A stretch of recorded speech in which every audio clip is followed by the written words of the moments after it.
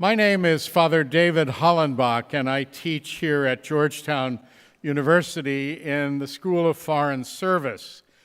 And I would like to welcome you to this evening's conversation with Cardinal Peter Turkson on recent Vatican perspectives on care for creation, economic justice, the refugee crisis, and peace.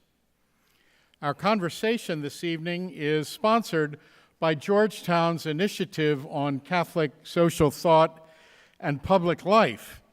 The initiative is beginning its fourth year here at Georgetown, and it has been a very important source of dialogue both on the university campus and in the larger environment of Washington on many events like the conversation we are going to have tonight.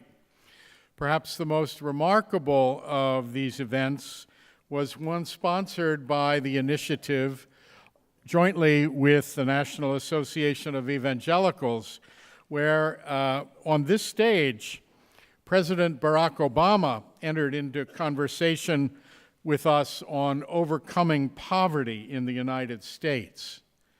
The conversation that we will have with Cardinal Turkson this evening is part of a several-day convening of U.S. academic centers of Catholic social thought from universities around the United States, Catholic universities in particular, taking place here at Georgetown today, tomorrow, and the following day.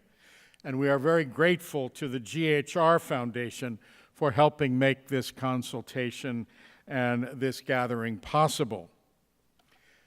The Holy See has been a very important voice on issues we will discuss tonight with Cardinal Turkson. Pope Francis's encyclical Laudato Si on care for our common home, namely the environment, had real impact on the 2015 adoption of the Paris Agreement on climate change. And when President Trump visited with Pope Francis just recently, the Pope gave President Trump a copy of that encyclical and no doubt urged him to continue U.S. support for the Paris Accord. It remains to be seen what the President will do. Economic justice is also central to recent engagement by the Church in public life and by Pope Francis in particular. We all know that economic progress has lifted many people out of poverty in recent years, but nonetheless, over 1 billion people remain in desperate poverty as a result of being excluded from the progress that we have made. On this issue, Pope Francis does not pull his punches, for he has said, we have to say, thou shalt not, to an economy of exclusion and inequality, for such an economy kills. The issue of refugees has also been central for Pope Francis, as what was evident when he brought a Muslim Syrian refugee family back to the Vatican with him from his visit to a Greek island of Lesbos, where many Syrian refugees were seeking survival. And I understand that in this coming September, the Pope is planning a significant initiative on refugees that will involve bishops from the United States and around the world, as well as the entire Church, seeking to mobilize a global response to the refugee crisis that we are facing. Perhaps we can enter into conversation with each other, as well as with Cardinal Turkson, on how we might launch a campaign that would support what the Pope is planning, a campaign that maybe could even rival the so-called Jubilee 2000 campaign that made a very significant impact on the indebtedness of poor countries around the world. We're very privileged that Cardinal Peter Turkson will help us reflect on these matters. Cardinal Turkson is the prefect of the newly established Vatican Dicastery on Integral Human Development, a merger of a number of pre-existing Vatican offices. Before moving to Rome, Cardinal Turkson was the Archbishop of Cape Coast in Ghana, West Africa, and president of the Regional Episcopal Conference of West Africa. In addition to his extensive pastoral experience in Ghana, Cardinal Turkson knows both the United States and the academic world well. He attended St. Anthony-on-Hudson Seminary in New York State, and also SUNY New York. And then, in addition, he did doctoral studies in sacred scripture at the Pontifical Biblical Institute in Rome. On a personal note, I look forward in particular to conversation with Cardinal Turkson because of a talk I heard him give at the University of Notre Dame. He had come to Notre Dame for a conference that I had been invited to directly from El Salvador.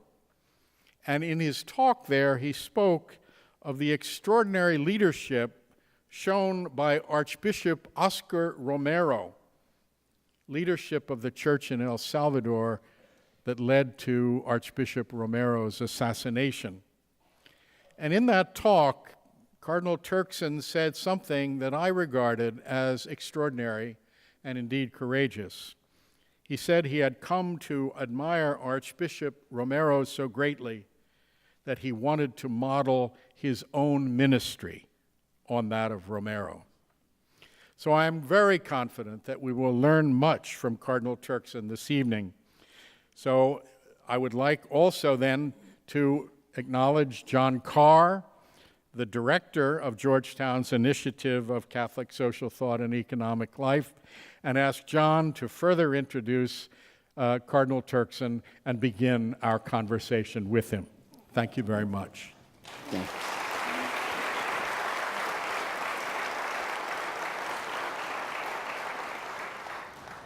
Cardinal Turkson, welcome to Gaston Hall, a modest little classroom here at Georgetown.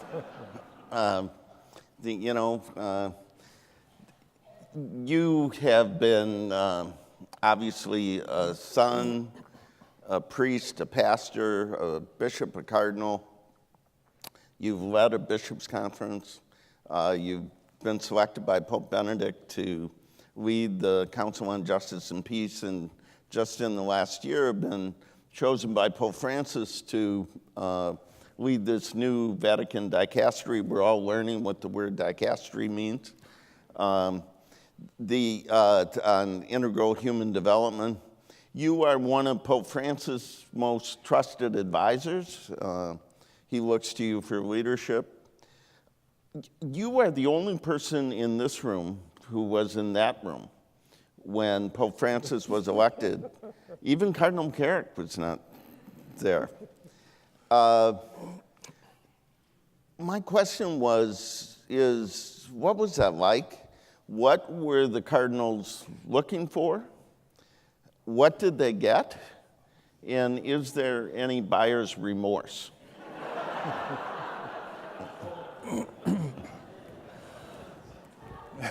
Okay, welcome to Georgetown. No, thank you. It's only to respond saying that normally when one exits from the conclave, one suffers from a bad case of amnesia. And one hardly remembers everything, whatever transpired in there. But so, and plus what transpired in there is no secret. It's a very simple process of voting, okay? And the voting is done and is counted, and when there's no majority, we vote again. Now, the election, I suppose referring to that of Pope Francis, not that of Benedict. No, this last one of Pope Francis indeed was one of the shortest. And all the conclaves are preceded by a series of meetings among the cardinals, meetings during which an attempt is made to to capture as much as possible the situation of the church, all over worldwide. At that time, nobody knows who's going to be elected pope. And so it's not a question of the group advising somebody who's going to emerge as a pope, because nobody knows. But so mutually, we advise each other. We present the situation of the church and drawing out the challenges and problems and all. And everybody contributed, including Pope Francis, Cardinal Bergoglio at that time. But so we went to a conclave, and he happens to have been elected. What he himself said, what I'm about to say is what he himself, said, and which enables us also to talk about. He happened to have been seated by Cardinal Humes from Brazil. And as the final voting, as the counting was moving more in his direction, he tells that Cardinal Humes, probably recognizing that he was becoming a little bit nervous, put his hand on his head and say coraggio, take courage, And so with that, Pope Francis got. And when any pope is elected, the first thing is they ask him about choice of name, how he wants to be called. And so, when the ballots were counted and it was going to be Bergoglio, then Humes is supposed to have said to him, do not forget the poor. And it appears as if that had an impact or influence on the choice of name of St. Francis. So when asked what name he wanted to be called by, he said he wanted to be called Francis. And this, as we all know now, is going to be a big leitmotif of his pontificate, directing the course of his pontificate. So that's about now. Whether there's remorse, I don't think there's any remorse, at least not on my part, about the church, because I think with this pontificate, the church has experienced a real healthy swap of fresh air. And the church is rediscovered its voice. The church has rediscovered its credibility. The church can now be seriously listened to again. So there's a new kind of moral leadership that has been created by Pope Francis, the leadership of the church now, which is healthy for all of us, especially those closely working with him. So remorse, no, not really a remorse. For at least personal for me, it's a big celebration of God's favor. At all conclaves, I believe that it's God who directs and who helps us choose the right leader for his church at that point in time. I know that every conclave is accompanied by speculations outside, either by the bookmakers or whatever, and so all of those speculations are done. And there are people who talk about liberals and conservatives and radicals and all of that.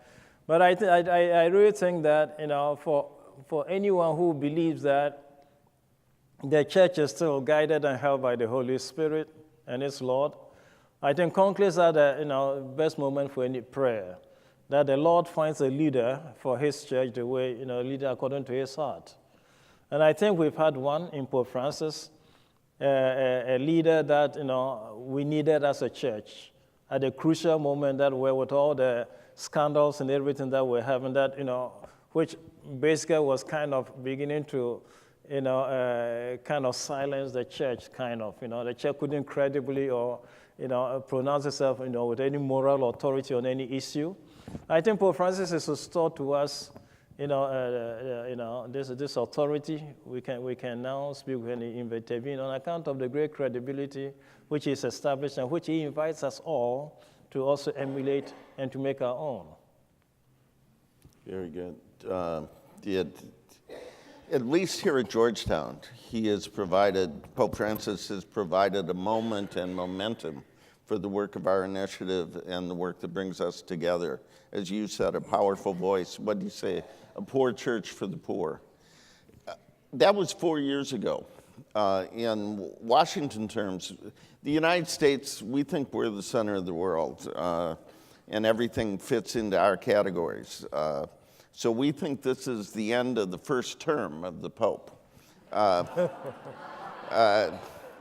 don't think he sees it that way. What do you think have been his greatest achievements And what do you think, if not a disappointment, what is the unfinished business of Pope Francis' leadership? Unfinished business. Yeah. And achievements. No, as for the achievements, I suppose they're there for all who want to see. It's a big open book, to be read by everybody. His son, I think we were at the time of his choice election. I think the church was at a point of needing a very strong kind of a voice to kind of shake it into reality. And several things just helped to attract world attention to his pontificate right from day one. His decision not to continue living in Santa Marta, made its point. That was a signal of his simplicity, poverty, whatever. It's not that the Vatican Palace was excessively luxurious. But if you've been in there, it's just a huge, it's a huge space. But in terms of furnishing, it's I suppose Georgetown could be, I think. Well, no, I didn't finish. Yeah. The art is better. In any case, so that did help. And then his thing of he's not changed his spectral cross since he was elected pope. The same cross he wore into the conclave is the same cross he wears now. And some have even gone on further to say the same pair of shoes is what he continues to use. So it's just, his thing is about, and not in the past, the sashes that the popes, put on, they used to have their coat of arms on it. Benedict was the last one who had it. Francis is not gone for anything like this. So it's like he's basically coming, down to earth, simplicity and a sense of poverty and all of that. Again, for me, if you want, the biggest challenge will be his successor. Whether his successor will continue to live in Santa Marta, or whether he will go back to the papal palace. If even he decides to live on Santa Marta, the point has already been made. Continue to live on Santa Marta will not have any strong message of its own and all of that. So, the one I really pity is the one who will succeed, who will succeed for Francis in terms of the very many, not the positive things, but the type of things that have made Francis, unique and, very particular for all of us. So that's, in terms of his credibility now, on unfinished agenda, I think at these meetings that were held before the conclave, one cardinal after the other expressed a desire that the Roman Curia would be reformed. Although that desire was expressed, nobody gave details about how it should be reformed or in what way it should be reformed. There was a sense of, some more transparency, some more, and all of that. I think Francis is trying to do, some of that, making the, the administrative structure a little bit more agile, a little bit more, sleek and all of that. He's trying to do that, the financial structure that really accompanied the Vatican financial institution, because it's not quite a bank. That is also, accepted a lot of international conditions for transparency. It's got external auditors who come in, and so I think he's reformed a lot of stuff. But an institution this old probably will not take a simple pontificate to completely and totally reform. In that sense, you can probably talk about unfinished agenda. He's begun something, and the hope and the expectation is that his successors will be filled and inspired by the same zeal to continue. How has the formation of your dicastery, which merged 4 different entities, and he chose you to lead it, is that an expression of his effort to reform and streamline the Curia? It certainly fits, and by the way, that's not the only one. 3 Vatican institutions have been created this way. The first one was the offices of different offices and organs of communication. Vatican Radio, Vatican Television, the printing press, the bookstores, and all these have all been brought together under one leadership. The Council for the Laity and the Family have also been brought together and strengthened with a small unit for the youth. And then some offices, which some competencies which were ascribed to some others have been removed and given to some other group. For example, catechists used to be with Congregation for Education. It's now entrusted to the Congregation for the Clergy. Our own office used to take care of pilgrims and tourists. The task of pilgrimage has been taken and given to new evangelization. So there's been a lot of this internal adjustment being made. But certainly the putting together of the 4 dicasteries basically corresponds to one big need: humanity in different situations of distress. Whether it's lack of social justice issues, whether it's lack of health care, whether poverty or forced to migrate or move, and all of this invariably affect the well-being of the human person. So, having hitherto dealt with these in 4 different dicasteries, the decision to bring them all together and ask a single dicastery to deal with all of this, still recognizing and taking into consideration or not forgetting any of the needs, I think it's a right in the right direction. We just had a briefing with a number of journalists and upstairs, and there were lots of questions, but many of them tried to get you to describe the meeting between the Pope and the President Trump, and you explained you weren't there, and I did some research. You talked about the humility of the Pope and where he lives, what he wears, and whatever. I did some research because I was talking to some members of the press, and there are only a few tweets by Donald Trump about the Pope. One of it, my favorite, is, "I like this Pope. He is humble like me." That's actually the case. So they do have something in common. The Pope Francis is, in some ways, a walking, talking parable of the love of God. He does not talk about the principles of social teaching in the ways that our convening reflects. He exemplifies it. So could you help us, and I'm going to ask you a series of questions. What are the principles, the moral principles, that underline the Church's teaching on care for creation and concern for the climate? What are the ideas which back up the Pope's leadership and the work of your dicastery? It's a big question. As for the Pope's leadership, and not he talking much but living a lot, that may take us to one of his Wednesday audiences when he shared reflection about the Good Samaritan. Okay, the concluding line was, "Go do the same." And for him, it's just been, "Go do the same."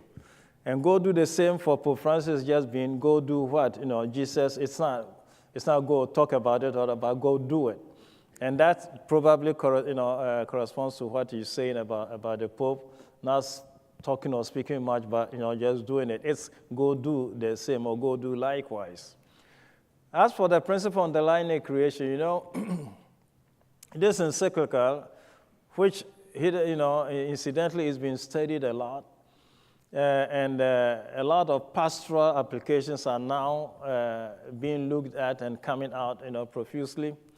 It's an encyclical that essentially is very, very simple and very, very basic, down to earth.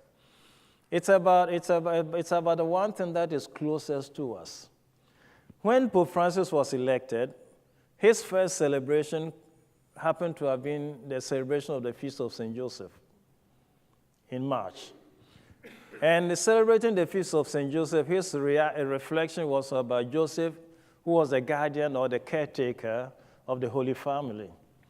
So the conclusion of his synod, of his homily was that so he exhorted everybody to be caretaker like Joseph. And then he goes on to say, but caretaker like Joseph of two things. And the two things for him was creation and the poor. These two he would identify later on as the two fragilities, two vulnerable elements in our midst, which require a certain amount of sympathy and compassion from us. So from there already, I suppose the thought came out. So once we, after this audience, I'd gone to him to discuss the business of the office. And then he says, I'm thinking about writing an encyclical on ecology. What do you think about it? So, Holy Father, it would be great. Can you go think about it? I come to the office. I tell the staff in the office that the Holy Father says he's thinking about an encyclical and all. And those in the office who used to have former popes wrote encyclical expected that the Pope will, invite us to go through, what his main and important ideas are, so we'll begin to draft something. Francis didn't want to proceed that way. Francis wanted us to approach the issue freely from our own point of view, so he'd also have the freedom to, customize it and make it his own. And so that's what we ended up doing. So what inspired him to do that? It is the basic thing that he has said right from his first homily, concern for the poor and concern for the earth, which later on he would identify as two poor elements in our midst crying to us for to be heard. Okay, so two things are crying to us, the poor and the earth, which has been so abused. Okay, all of them are crying to us.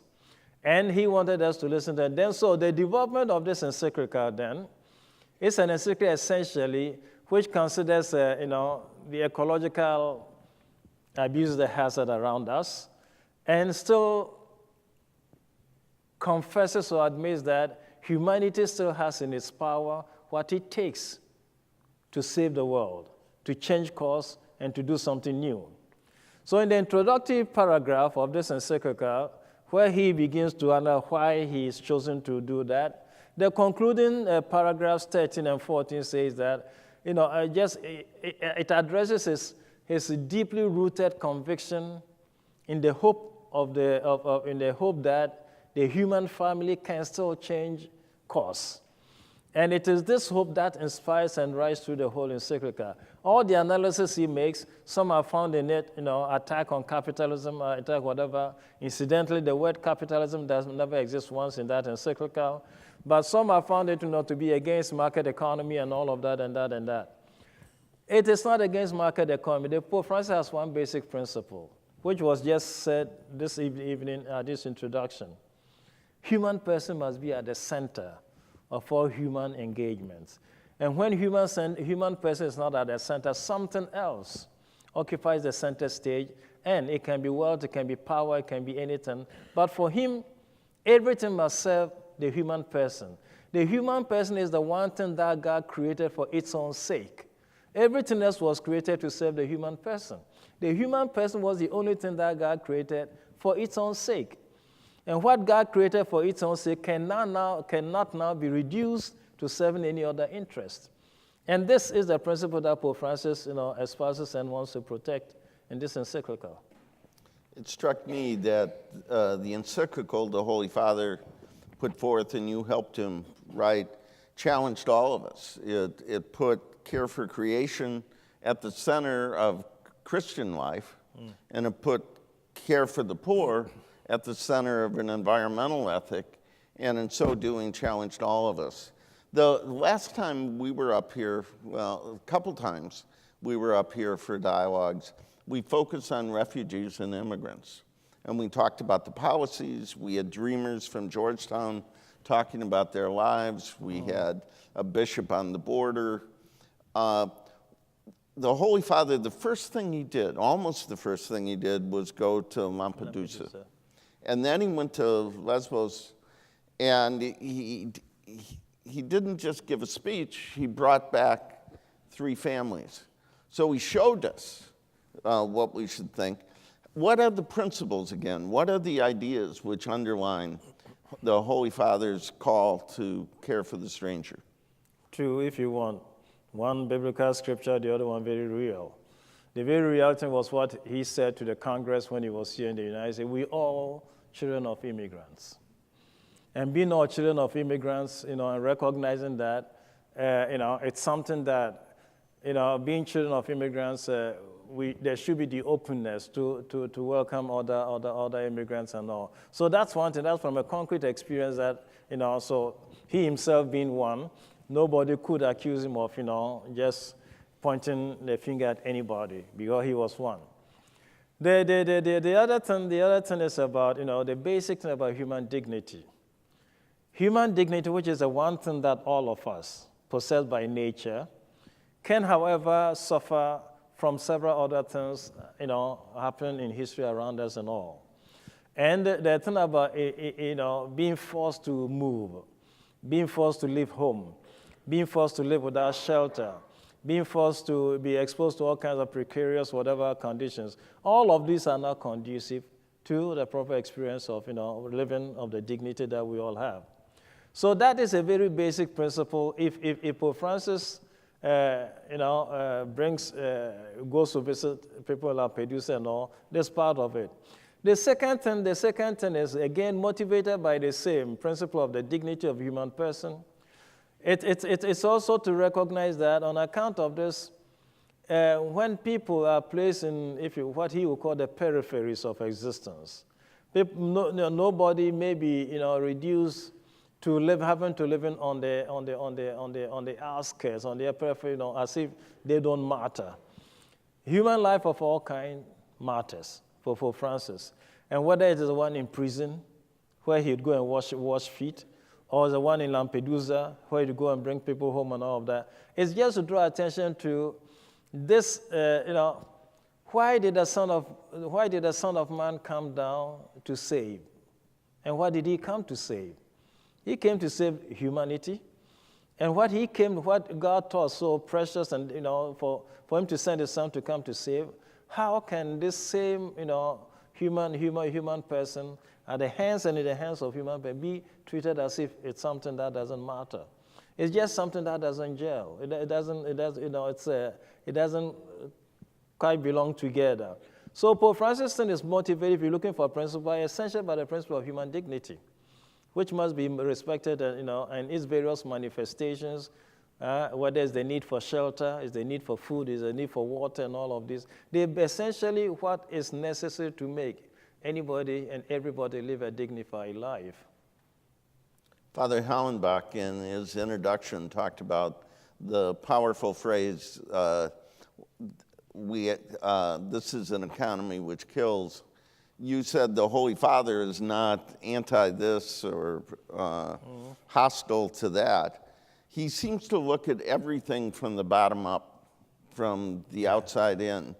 What are the principles which underline his teaching, the church's teaching, on economic life, on the role of the market and the responsibilities you said it, we have? You said it. Economic life or whatever, industry and business, they're all meant to serve the common good, the well-being of the human person. And so again, where the centrality of the human person is replaced by profit and gain, he has problem with that. It's not, and doing that, expressing, wishing that the human person will be maintained at the center of all human engagements and pursuit does not mean it's against any of these pursuits. Because in 2004, having been invited to Davos, to the World Economic Forum, he sent a letter through us. And we had a chance of reading his letter at the opening ceremony of Davos, in which he says business is a noble vocation. Okay, noble vocation, and then challenges and invites those business people who have distinguished themselves and excelled in this area to know and to find ways of, helping lift up the needy ones or the poor ones in their midst. So business is a noble vocation. He can now call business a noble vocation and still kind of, abuse or disregard. So it's all, when everything is in its place, there's an order, there's beauty, and there's goodness. When things fall out of place or, reprey because of interest in gain, profit, greed, and whatever, that's when there's the distortion. And in the face of distortion, as a pastor, as a spiritual leader, he's bound to make that to make that known. Very good. We're going to invite up two lay leaders to join us. One of the things you have emphasized in your service in Rome and of the Holy Father has been the responsibility of lay people in their own vocation. You talked about the vocation of business. This is a room full of lay leaders. We're blessed to have some priests and religious here, but most of us either teach here or work in the government, are studying or work in business, are advocates for the poor. What is your message? What is the message of your dicastery to lay leaders? And I would invite our colleagues to come up while the Cardinal is answering. So what is the role of lay leaders? What is our responsibility? A short answer and a long answer. A long answer will probably invite people, everybody who has time, to take up, the last encyclical of Pope Benedict, Caritas in Veritate, where he invites lay people, depending on their place in society and their responsibility, to exercise charity. To exercise charity in every situation where they find themselves. So as politicians, they're still invited to exercise charity, as business people and all. So there is an invitation to all of us then to imitate the charity of Christ towards us. That charity which led him to redeem us is what we are all invited to. Priests, lay people, that's the one thing that he invites us all to. And he does that because, as he says in that encyclical, it is only when human activity is inspired by faith and charity, the love of Christ, that it succeeds in anticipating and making an experience of the kingdom already present here on earth.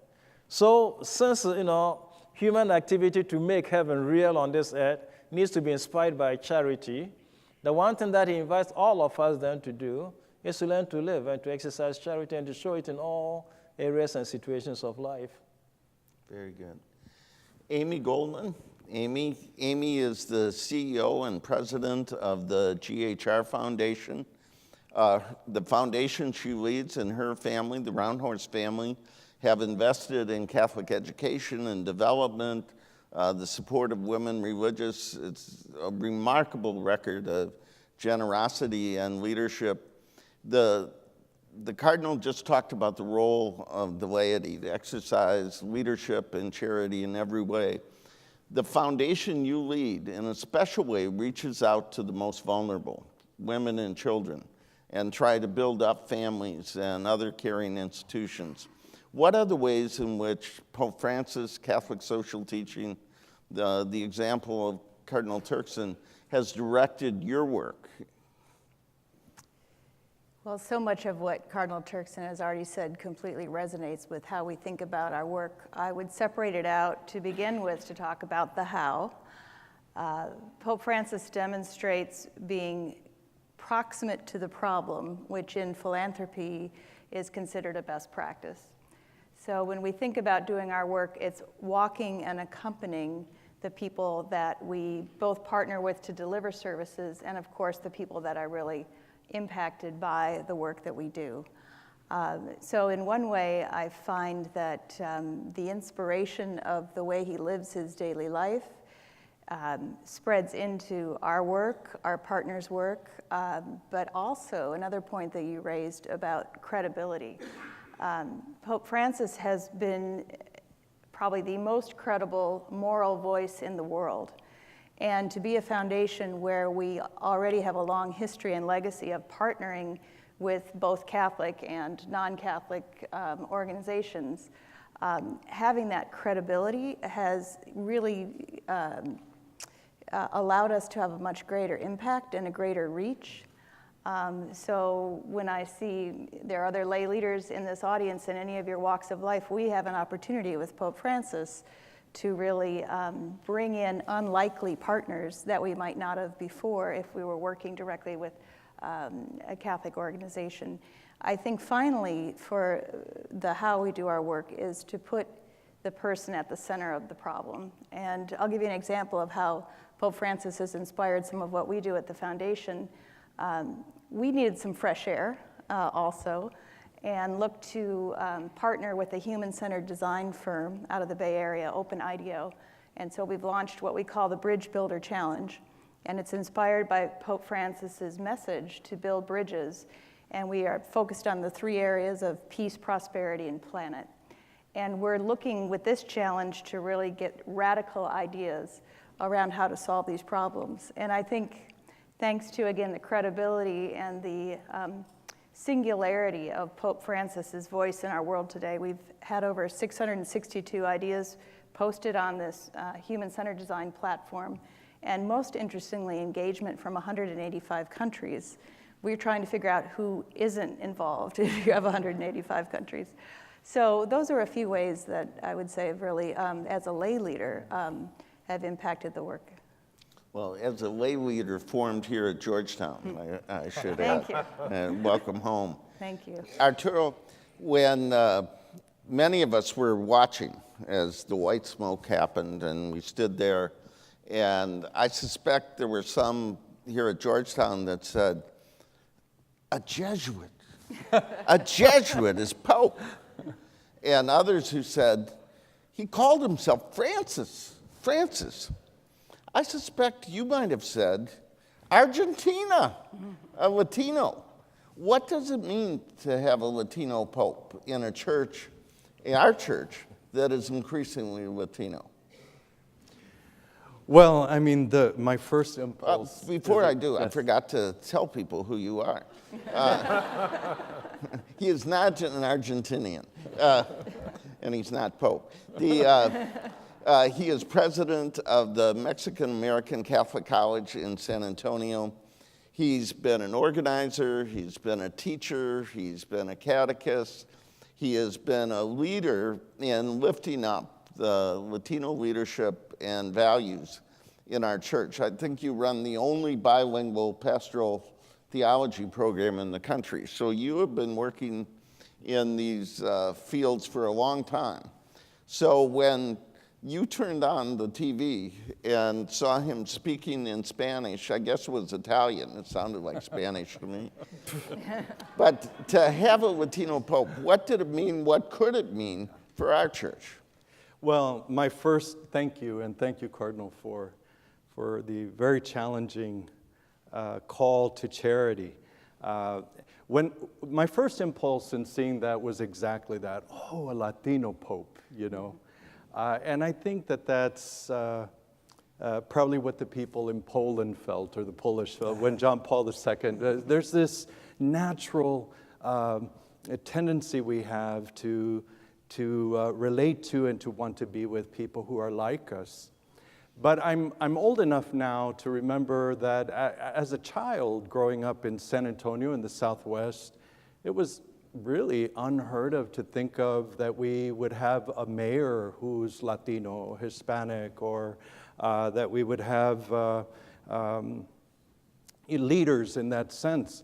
Well, now it's commonplace. We've had several mayors that are Latinos. We have many Congress people and other leaders. And so we are living, I believe, in a time where it's not so much that he's a Latino Pope or he's the Latino leader or Latino Pope, but who is that Latino? And boy, we got lucky because that first Latino Pope really embodies this, what the Cardinal was saying, the heart of the gospel and the heart of who we are called to be and called to do.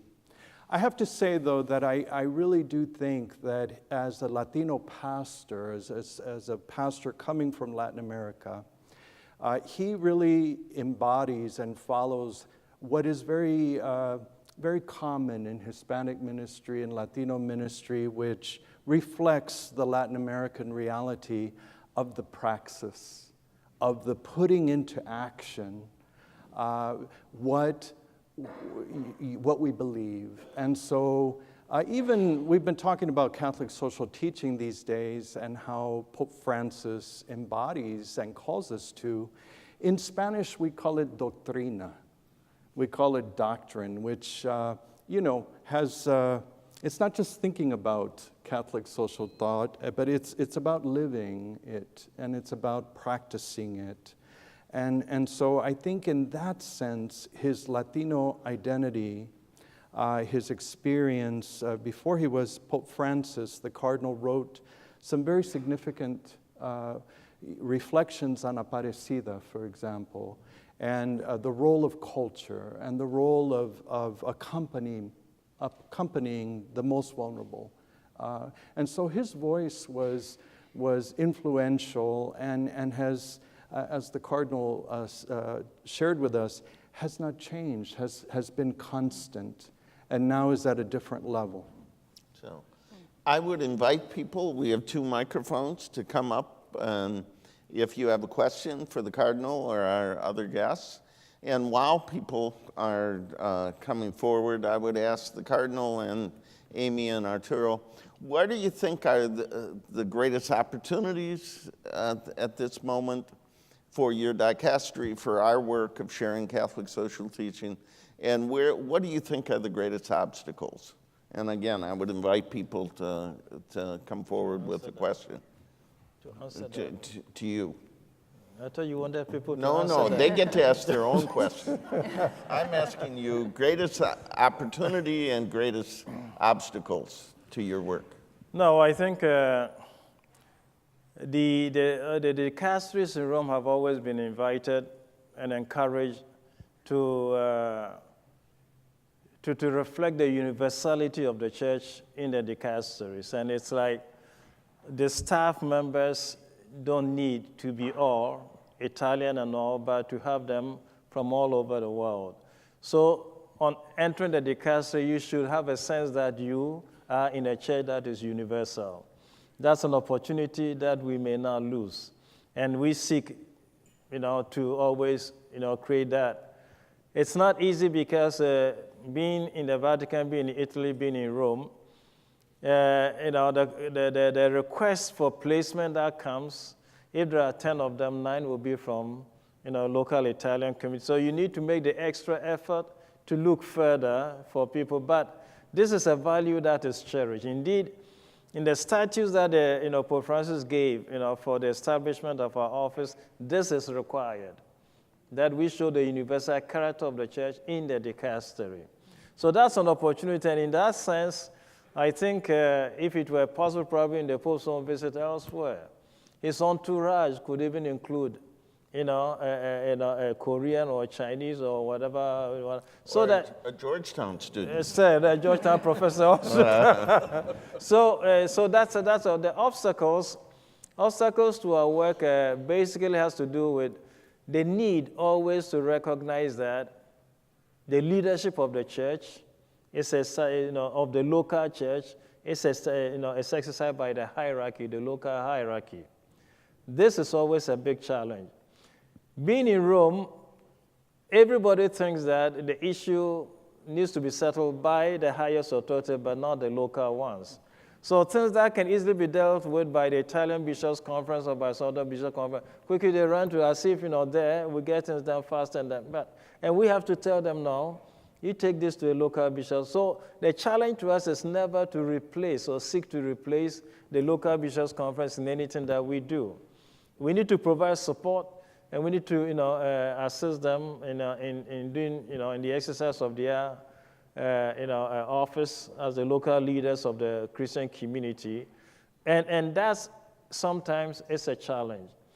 Okay. If we were to deal with only those who come and the requests that they come with, even in interviews, people ask you, what do you think about something? You say, no, this is for the local bishops' conference, like we've had to do it here, right? Like the one upstairs. Amy, an opportunity or an obstacle for our work? Well, I think the obstacle is often, I'm answering this from the lay perspective, it's in ourselves. The obstacle is either not understanding the scope and the broad network of the church. We may, again, be in our diocese or our parish and not see the global reach of the church. So I would flip that to say the opportunity is clearly the network of the church. When I first started in this role that I'm currently in at the foundation, one of my first visitors was a sister, Sister Irene, who basically showed up and said, "You have no idea, but there is a sister anywhere you want to start a project. We are in the toughest spots and on the front line." And she was absolutely right. And so now when I need to know anything, I know that there is that network of the church. The sisters are part of it, the fathers, the global organizations that are under your dicastery. So I think we sometimes don't understand the reach and the power of that. And I think the second obstacle is not having optimism. I mean, Pope Francis's main message is joy. And to face the complex problems that we certainly face every day, we talk about the need for optimism and joy. And that's an obstacle that we can each overcome internally. Arturo, Well, very opportunity. quickly, just the name of the dicastery, that it's integral. And there's this holistic approach to the great opportunities that face us. And I think the obstacle is that we live in a very polarized church right now, especially in the United States. We saw that in the last election. And that many Catholics narrow down their action, their following of the gospel to one issue. And I think that you really can challenge us in the United States to see beyond and to see things in an integral way. Great. I'd invite the people who are lined up to come forward to the microphone.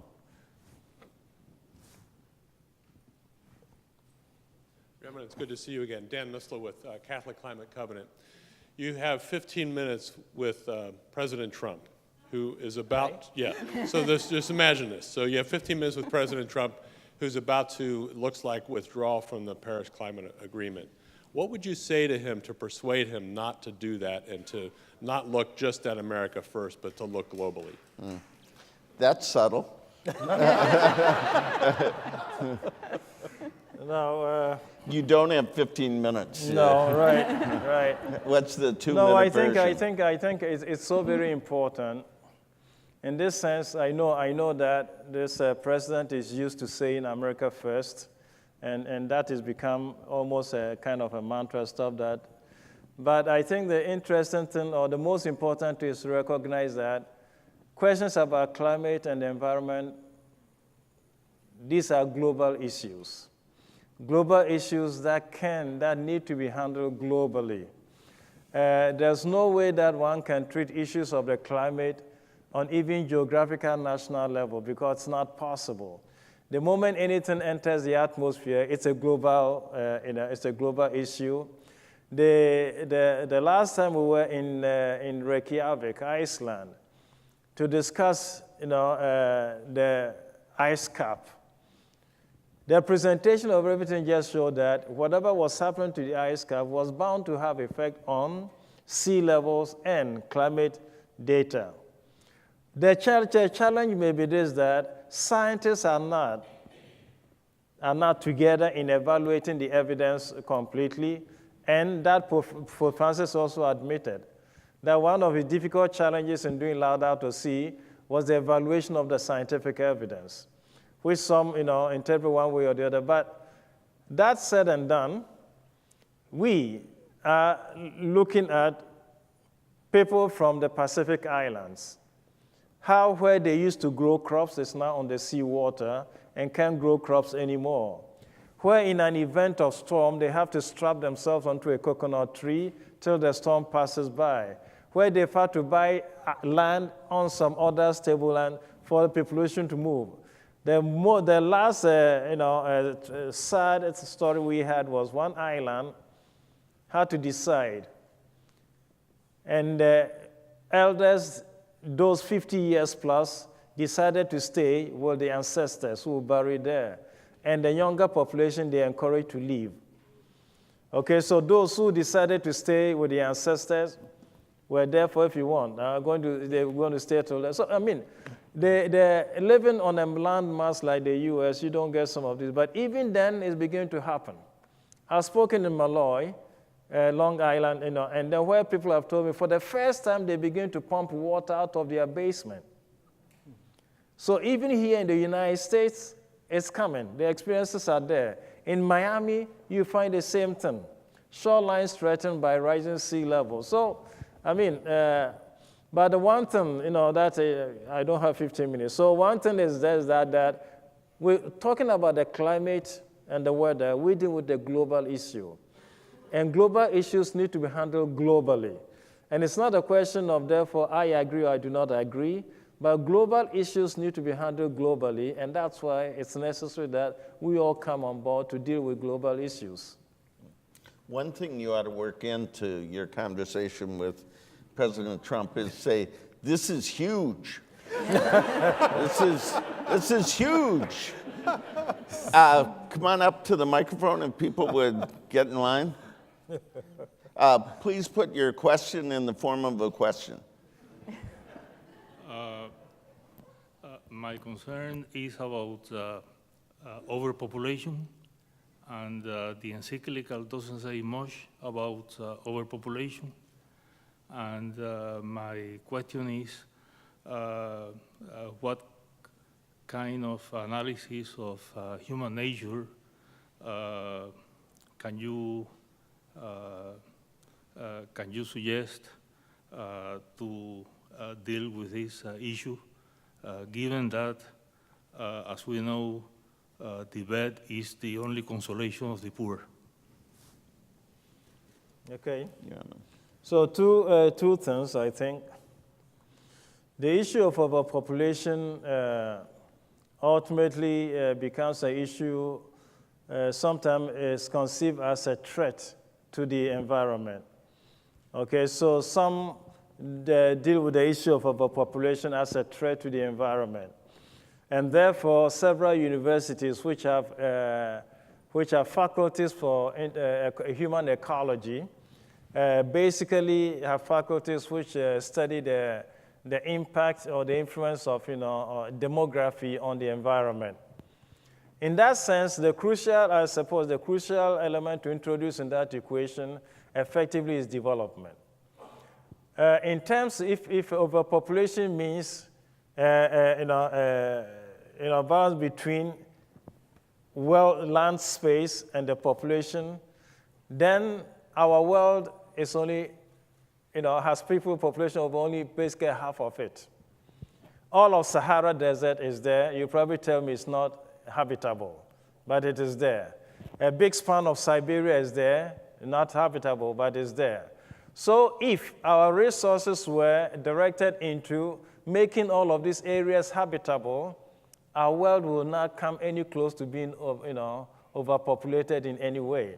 Overpopulation discourse then sometimes becomes a thing about the resources of the earth and then the population and how to match the resources of the earth to the population we have. But then ultimately it also becomes a question of the choices we make. What do we invest in as human family? We invest in warfare, we invest in armor, we're not investing in elements that make for development of the human person. If we did, there's no part of the earth that cannot support human life. So at the end of the day, the issue of overpopulation or issue of demographics has to do with choices that we make. It's not really about a data that the earth cannot support its population. It's an issue essentially of the choices that our governments make and the policies that are made in that regard. It's not that the earth itself is not capable or able to support the population and the people that live on it. Well, and some of those choices have to do with our consumption in the developed world. Over here.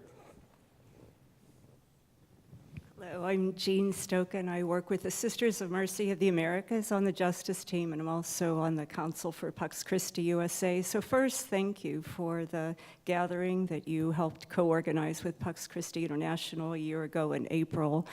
I was there, it was inspiring, so thank you for the leadership. The two questions are, one, how do you see Catholic teaching on nonviolence going forward? I mean, the World Day of Peace message was so clear and was beautiful. So any reflection of your own or the Pope's thinking on where nonviolence is going? And secondly, you know our country is just consumed with violence, whether it's the violence of racism, gun violence. Our military budget, your last comment, is proposed to increase dramatically, and projects for the poor cut dramatically. So it's a benefit to have your eyes from the outside of this country, outside of the U.S. Church. What are some challenges, or how do you see us as U.S. Church maybe stepping up more or contributing?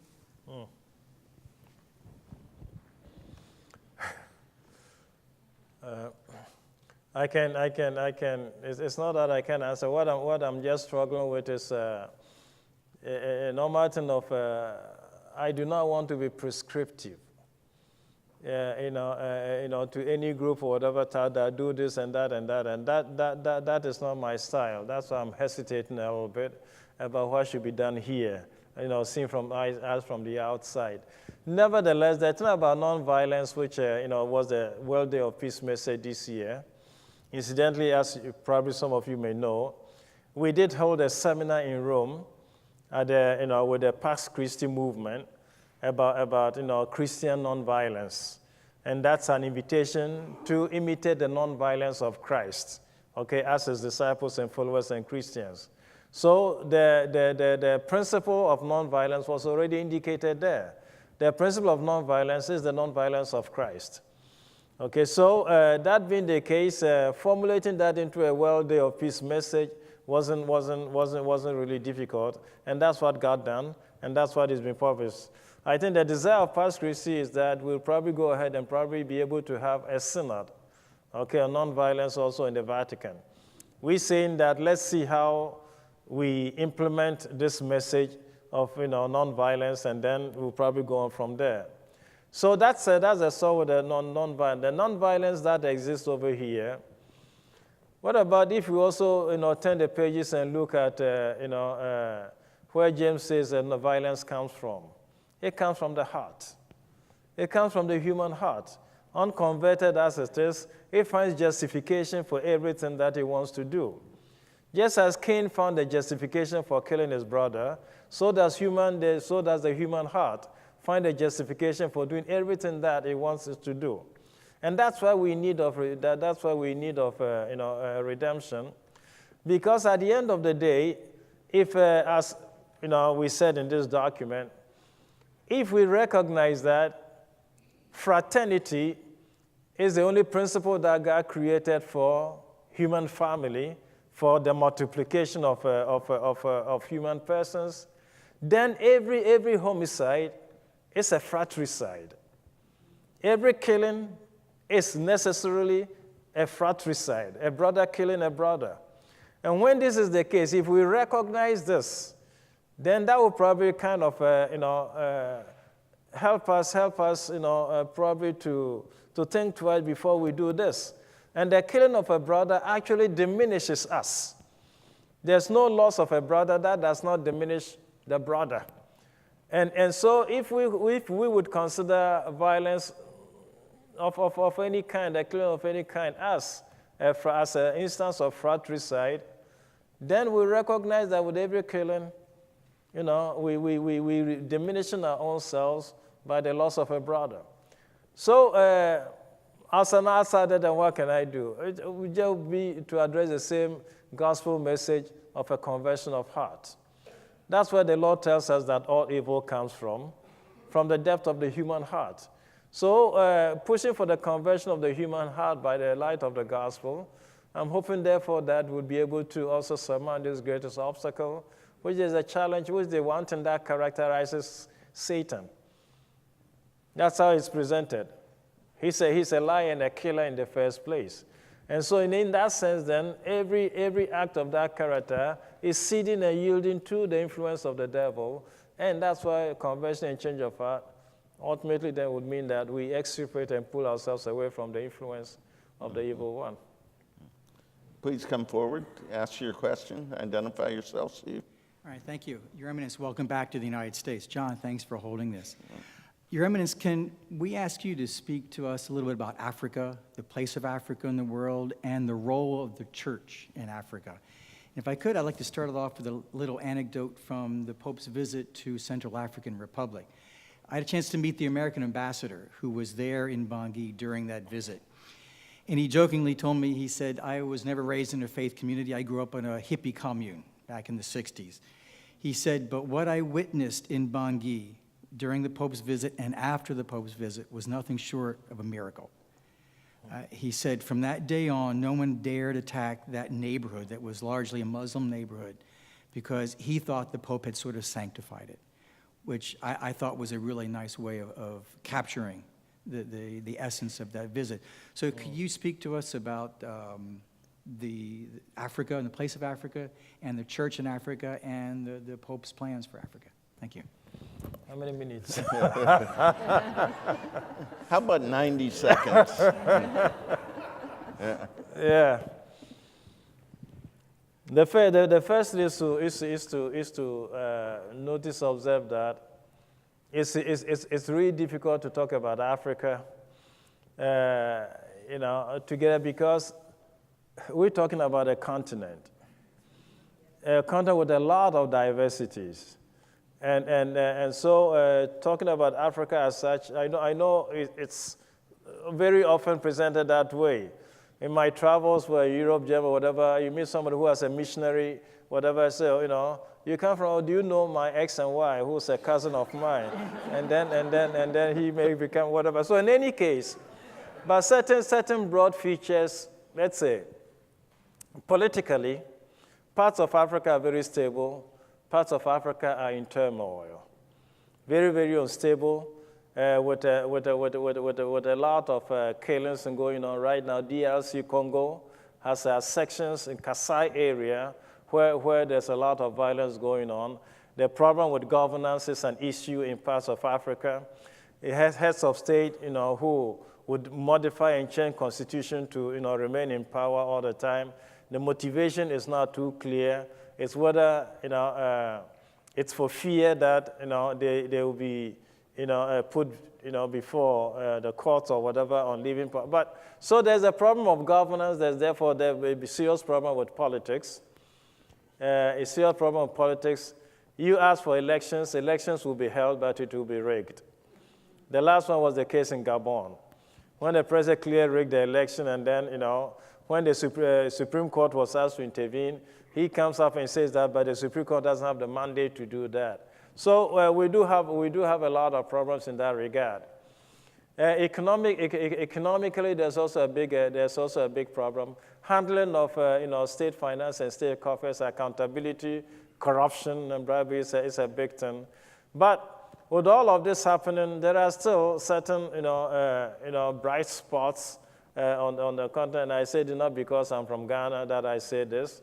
But Ghana is increasingly recognized as one of the positive, things that can help pull, stuff together. And it's recognized also by its leaders or by its neighbors. When there was problem in Ivory Coast, they came to Ghana. And Pope Benedict had sent me from Ghana to go help solve the problem. The president in Togo came to Ghana looking for me before he got into it.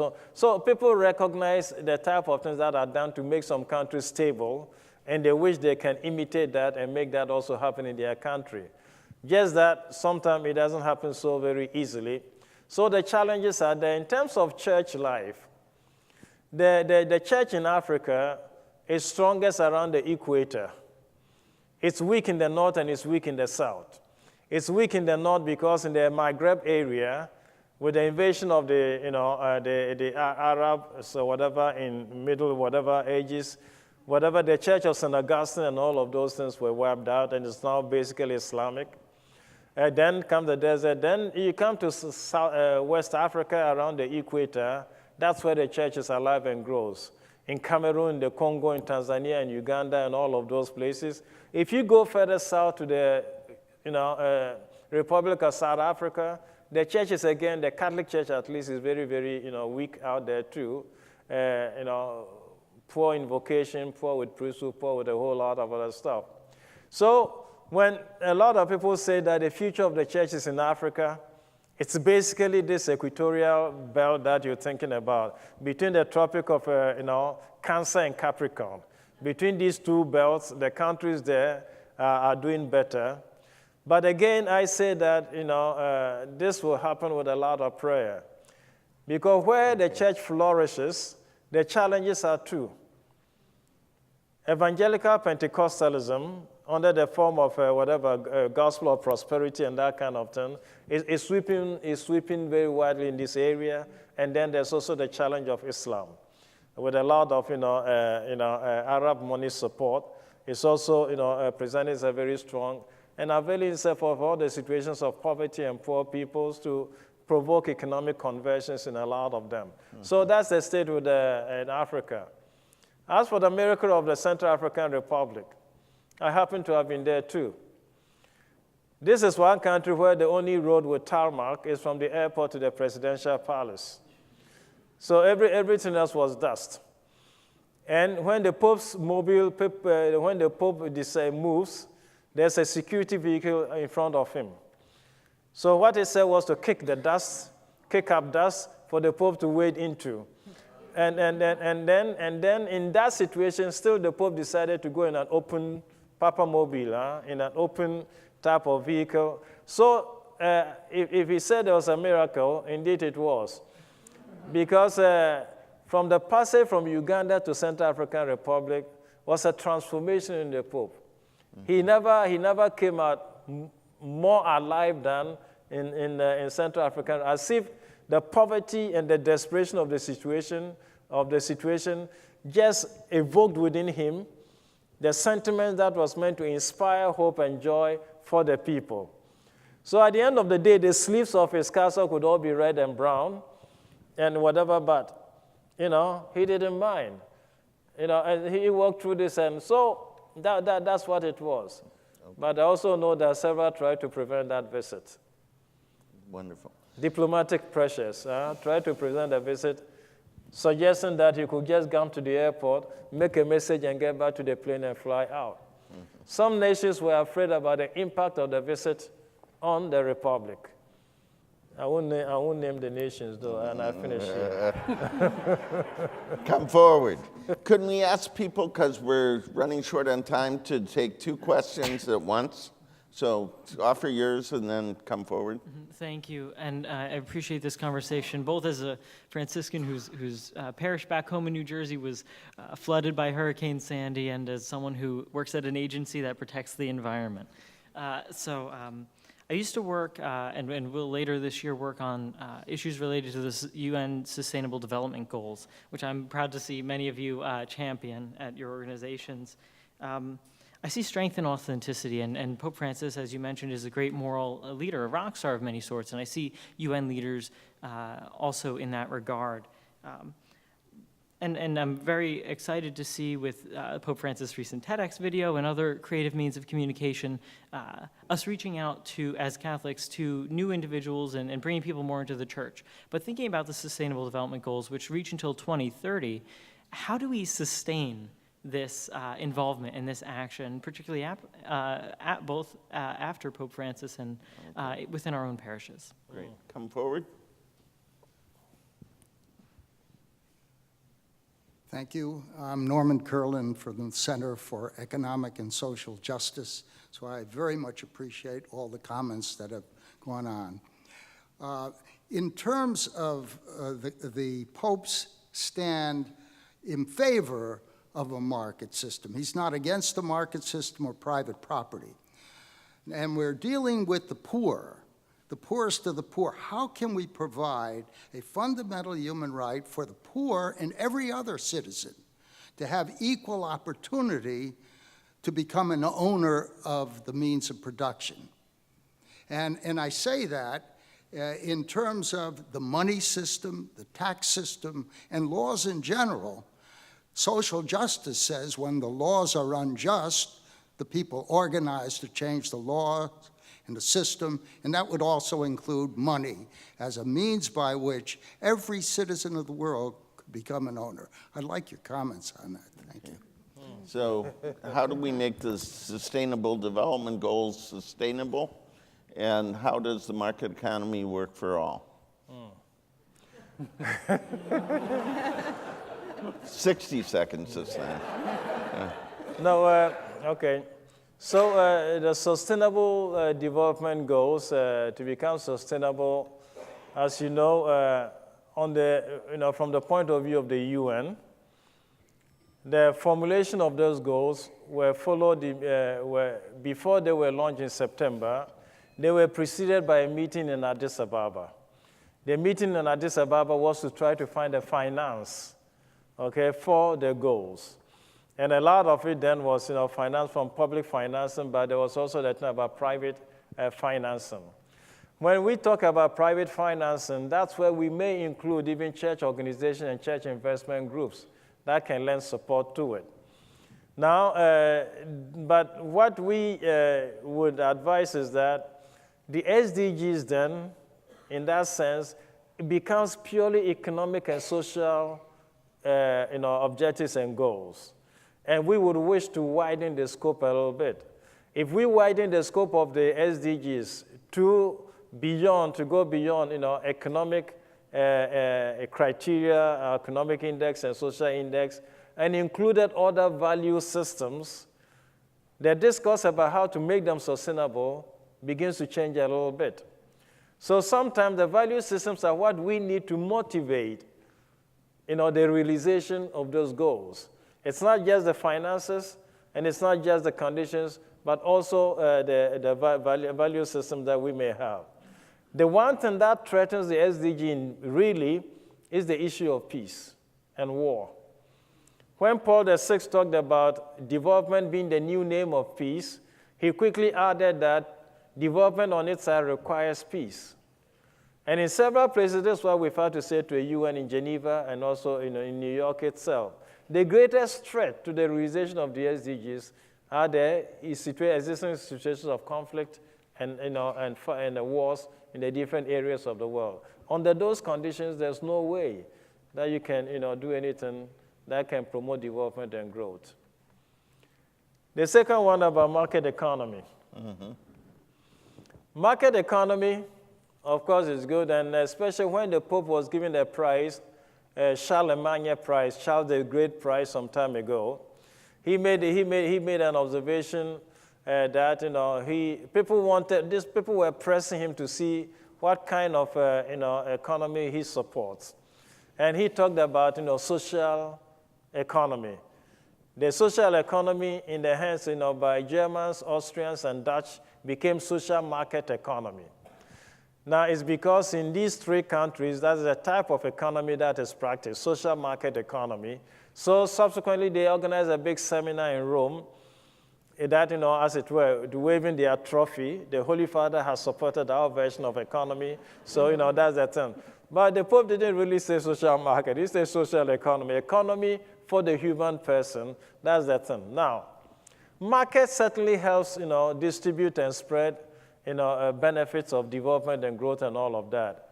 And globalization has been very, so it was cited again this afternoon that millions and billions have been lifted out of poverty. But in the same breath, inequality is also being widened to its greatest maximum. Twice already, Oxfam has warned the world at the World Economic Forum in Davos last 2 years and last year, that the gap between the rich, the percentage that owns and the percentage whatever is widening. So yes, people have been lifted out of poverty, yet the world's resources is not equally distributed. And there is still, if you want, there's still a lot of blood clots in the system to make the distribution of wealth equal. And therefore, the talk about development would involve also a certain amount of, equity in the distribution of the resources of the earth and the promotion of development and growth. I come from Ghana. At independence, we had a match factory, we had a glass factory, we had a sugar factory, we had an electronic factory. We produced our own TVs, we produced our own radios. So what happened? One after the other, they all gone. They could not compete. because with the arrival of investors always require the free market. Open the borders. And opening the borders, a country like Ghana, there was no way it could compete with the bigger nations. So what does it mean? It means basically that all those job positions are lost, all of those whatever type. So Can we ask our last questioners to all come forward and briefly state your question, and we'll ask the Cardinal to respond. Thank you, John, and thank you, Cardinal Turkson. It's always insightful to hear you, and thank you for your leadership. My name is Chris Ann Valancourt Murphy, and my question to you, Cardinal, is about any insights or advice or challenge you might offer for some 3,000 Catholics that will gather this summer at a convocation that the bishops from the United States are convening.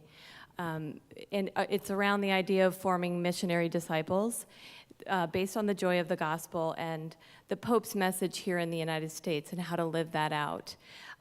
You have heard tonight about some of the complexities. You have a familiarity with the United States. You know that we have a polarization in the church and challenges at the global level. Many people who are leaders in the church will be there from the U.S. and have all sorts of roles in working on many of the issues that were brought up here tonight. So I'm just wondering if you have any, again, insights or challenge or wisdom for us from your dicastery to that convocation for forming missionary disciples in the U.S. Okay. Thank you. Okay. Hi, Cardinal. My name is Daniel Street. I work with the World Bank Group. Firstly, thank you very much for your wonderful words this evening, which have really fortified us all to do more, to be more. My question is following up on one John Carr asked you earlier about the unfinished business of the papacy of Pope Francis. When I think of the epoch-changing papacy of Pope John the 23rd, like so many, I think of the windows of the church being opened. When I think of the papacy of Pope Francis, I think of this great man as the Pope who encouraged us all to focus less on the content of our faith and more on the depth of our Christian faith, particularly in the name of the poor, the marginalised and the vulnerable. But I'm wondering, as he is still Pope, are there any reforms that you can see? Can you shed any light on whether we can expect to see, for the remainder of his papacy, the windows of the church to widen even more? Thank you. Okay. And our last questioner. Hi, thank you for this amazing program. What a privilege to be here at Georgetown and hear each of your work and as part of, I believe, a Catholic church that's moving forward, and it's just great to hear. I'm a graduate student here in the Liberal Studies program at Georgetown, and I have, throughout my life, questioned the place of women in the Catholic Church, and I have hope. I'm praying, and I join many who are praying for Pope Francis, that he hears the Holy Spirit that many people connect to in their call for ordination who are women. And I wondered if you had any thoughts about where that's going. So. I'll pass it on. Okay.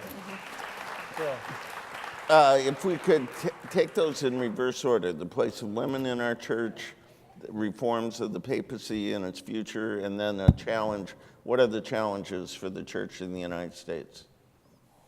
Women in our church? I thought that was a prayer wish for Pope Francis. Yes. Yeah? So, it was a prayer wish that you wanted you to pass on, right? Wasn't that? Yeah. Yeah, so, so I'll pass on that prayer wish. As for women in the church, yeah, you address that, Papa. No, yeah.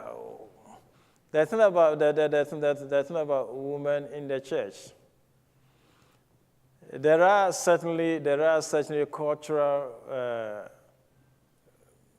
constraints that we still need to emerge out of. As cultural bondages and all of that still characterize, the conduct of church in local places. The biggest challenge in this is that the church is always, seen or presented sometimes as a child of its, of its culture. but it should not simply be a child of its culture, but must be a child that also challenges the culture. The thing about church being a child of its culture has a tendency of having the church just take up what society has and practices and all of that, whether they are against the gospel or not. So I would wish that in this regard, the church will not simply be a child of its culture, a product of its culture, a reflection of what the culture is, but also be at all times ready to challenge the culture and be transformative of culture, because all culture being the work of the human spirit, like the human person is also in need of redemption. Like the human person itself, our own culture is also in need of redemption. And it just means that there are certain cultural traits which do not, which do not agree with the gospel, and this is more easily done and preached in our part of the world. When missionaries come and they meet a lot of us, say now we need to know the culture of certain cultures, it needs to be transformed, needs to be whatever. But it's also true of the culture over here, all over the world. Culture as a product of the human person who is in need of redemption must also recognize itself as also in need of purification and redemption if it is to competently carry the message of the gospel. And therefore, whatever cultural restraint there are that regard the role of women in society and all of that, all of those are also out for a transformation and out for change. The thing about ongoing reform for Pope Francis activities still, there could be a lot that Pope Francis can do, but again, for what he's done already, it's been a yeoman's job. He's done a lot already. But again, whatever things we desire, what all the changes we desire to see in the church, are things that must be probably handled, gradually. I dare say that we need to recognize that the church also has enemies. The church also has forces which would want to see the church fail or embarrass the church all the time. It is not for nothing that in the past, the very senior citizens among you will probably remember in the past when after Mass, we always pray to Archbishop Archangel Michael. There was a prayer to Archangel Michael in the past at the end of every Mass. That was a prayer that reminded us all the time that the church, the devil is at work just as the church is at work. And we needed to recognize that and to pray again, So in that sense, the ongoing reform are many. It just means that Pope Francis will be the first one to admit that there are a lot of abuses in the church which need to be purified, which need to be reformed and all of that. So that is an ongoing task.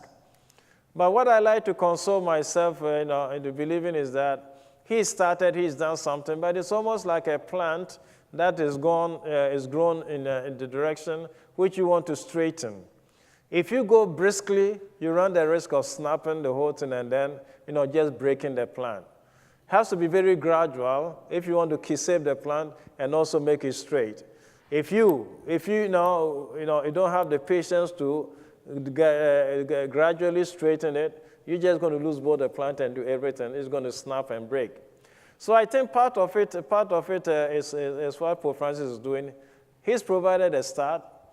And hopefully, and God willing, those who will come after him will continue, and happily we'll get a church where we need to have it. So ongoing reform, you can describe plenty.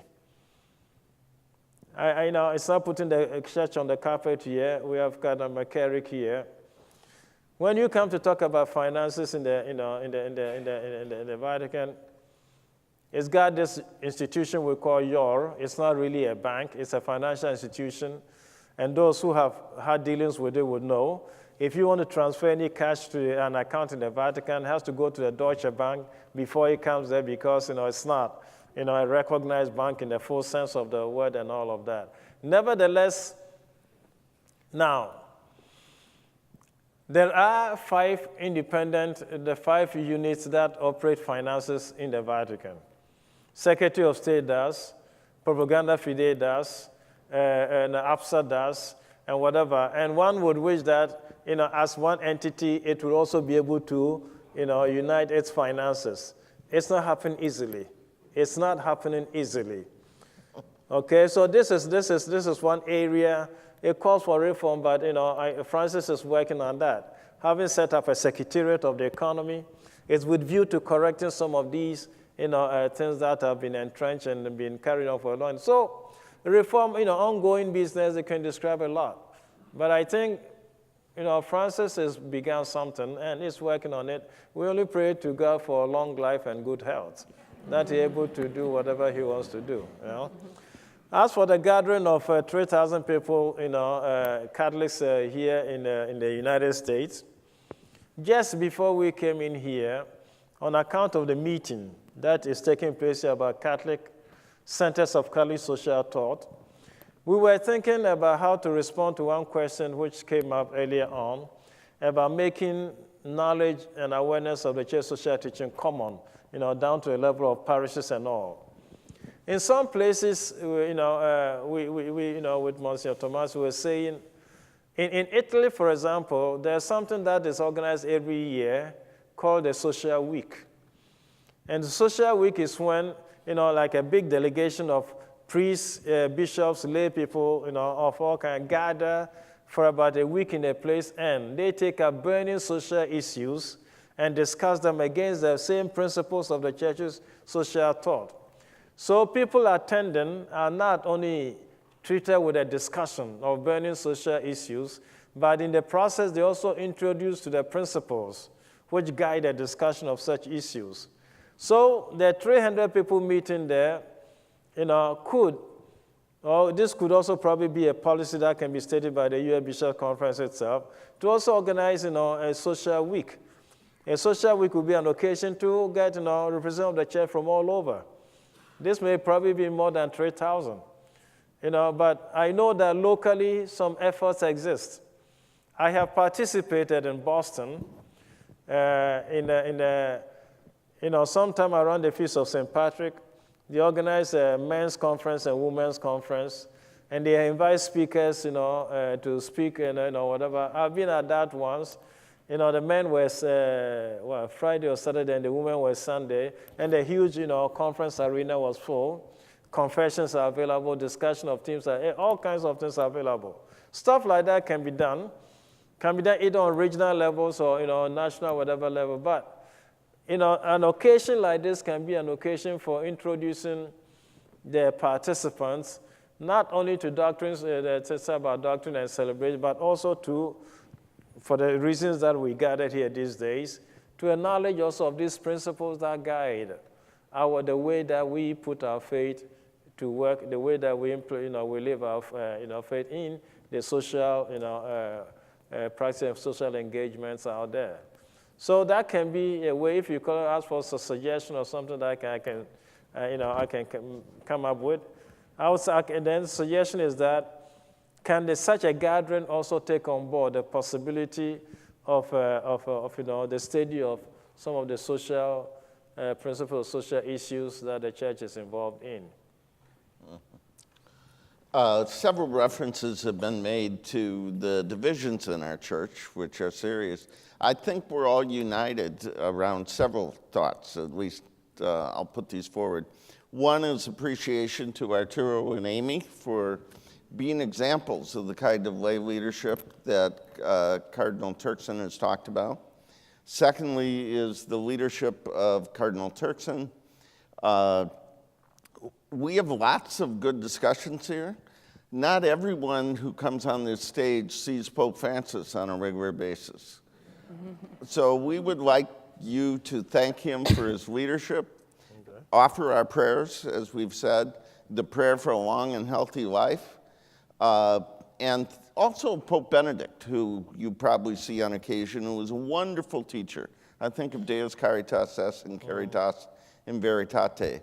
The teaching of our Holy Fathers on social teaching gives us a different way of looking at the world. And each of them in their own way has done that. My recollection is, as you said, we want Pope Francis to live a long life. to continue to carry out his mission. But my recollection of when the conclave was taking place, there were posters who went up in Rome saying, "Vote for Cardinal Turkson," which must have been somewhat embarrassing for you. But I have a thought. They might have had the right idea, but the wrong time.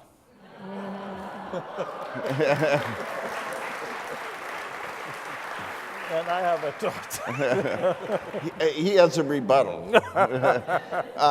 We are exceedingly grateful for this wonderful turnout, for this great leader, and for this wonderful tradition we share.